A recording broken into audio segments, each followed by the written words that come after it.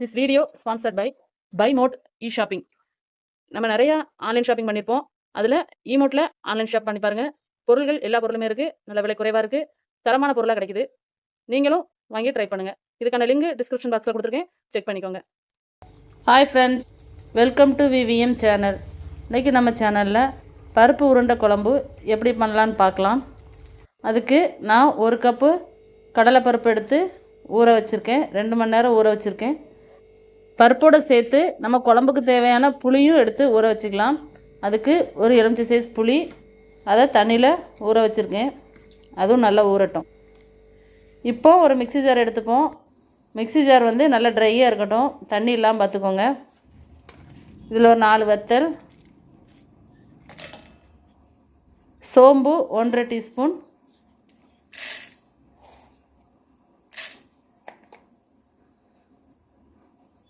அரை டீஸ்பூன் சீரகம். இதை வந்து ஃபஸ்ட்டு நம்ம ஒரு அரை அரைச்சிட்டு வந்துடுவோம். அது ரொம்ப கொஞ்சம் குறகுறப்பாக தான் இருக்கும். அதுக்கப்புறம் நம்ம பருப்பு இதில் கழுவி சேர்த்துக்கலாம். பருப்பு வந்து தண்ணி சேர்க்காமல் அரைக்கணும். தண்ணி சேர்த்திங்கன்னா பருப்பு உருண்டை நம்ம குழம்புல போடுறப்போ உடஞ்சி போயிடும். அதனால் தண்ணி சேர்க்காமல் அரைச்சிக்கோங்க. கொஞ்சமாக உருண்டைக்கு தேவையான அளவு உப்பு அதையும் சேர்த்து நம்ம மிக்ஸ் பண்ணி அரைச்சிக்கலாம். இப்போ பாருங்கள் எவ்வளோ கட்டியாக இருக்குன்னு. இவ்வளோ கட்டியாக இருக்கணும். தண்ணி அதிகமாக சேர்த்துறாதீங்க. பருப்பில் இருக்க தண்ணியே போதும், குறகுறப்பாக அரைச்சாலே போதும். இப்போ இந்த கப்புக்கு 3/4 கப்பு வெங்காயம் எடுத்திருக்கேன். அதையும் நம்ம அதோட சேர்த்து ஆட் பண்ணிக்கலாம்.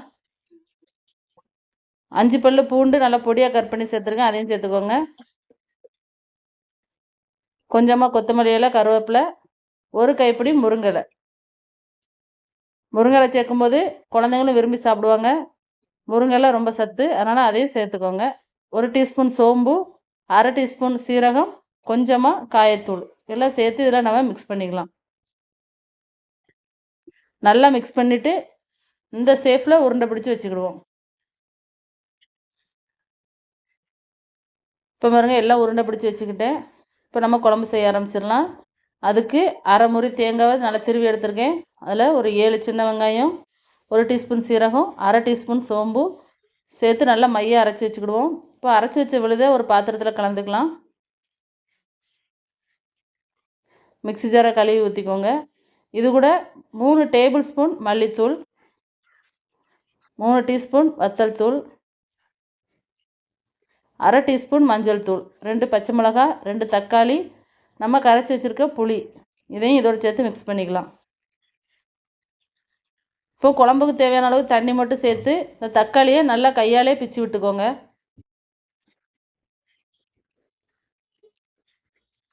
நல்லா நம்ம கையாலே பிச்சு எடுத்துக்கலாம். அப்போ அந்த குழம்புல வந்து தக்காளியோட டேஸ்ட்டு நல்லா இறங்கிரும்.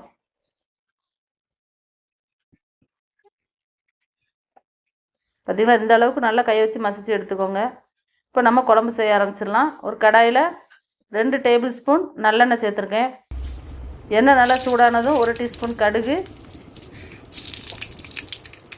நல்லா பொரிஞ்சதும் அரை டீஸ்பூன் வெந்தயம் நல்லா பொரியட்டும். இப்போ நம்ம கட் பண்ணி வச்சுருக்க வெங்காயம் சேர்த்துக்கலாம். நான் ஒரு வெங்காயம் கட் பண்ணி எடுத்துருக்கேன், அதையும் சேர்த்துக்குவோம். ஒரு 3 பல்லு பூண்டு நல்லா தட்டி சேர்த்துருக்கேன். இப்போ வெங்காயம் நல்லா வதங்கிடுச்சு, நல்லா பொன்னிறமாக வதங்கிடுச்சு. இப்போ நம்ம கரைச்சி வச்ச அந்த விழுதையும் இதை சேர்த்துக்கலாம். இப்போ பாருங்கள் குழம்பு நல்லா கொதி வந்துடுச்சு. இந்த அளவு கொதி வந்ததுக்கப்புறம் நம்ம பருப்பு உருண்டையை அதில் சேர்த்துக்குவோம். உருண்டையை சேர்த்துட்டு கரண்டி விட்டு கிளற வேண்டாம். ஒரு 10 நிமிஷம் அப்படியே வேகட்டும். மூடி போட்டு அப்படியே வேக வச்சுருங்க. அதுக்கப்புறம் நம்ம எடுத்து பார்த்தோம்னா நல்லா வெந்து வந்ததுக்கப்புறம் நம்ம பார்த்து கிண்டி எடுத்துக்கலாம். இப்போ பாருங்க உருண்டை நல்லா கிரேவியோடு நல்லா கலந்து வந்துருச்சு. உருண்டையும் நல்லா வெந்து வந்திருக்கு. நம்மளுக்கு குழம்பு ரெடி ஆயிடுச்சு. நீங்களும் இதே மாதிரி செஞ்சு பாருங்கள். நல்லா எண்ணெய் பிரிஞ்சு வந்திருக்கு. கடைசியாக மல்லி இலை, கருவேப்பிலை தூவி நம்ம அடுப்பை ஆஃப் பண்ணிடலாம். உங்களுக்கு இந்த வீடியோ பிடிச்சிருந்தா விவிஎம் சேனலுக்கு சப்ஸ்கிரைப் பண்ணிக்கோங்க. உங்கள் ஃப்ரெண்டுக்கும் இதை ஷேர் பண்ணுங்கள். இந்த வீடியோவில் ஏதாவது சந்தேகம் இருந்தால் கமெண்ட் பாக்ஸில் கமெண்ட் பண்ணுங்கள். Okay friends, thank you.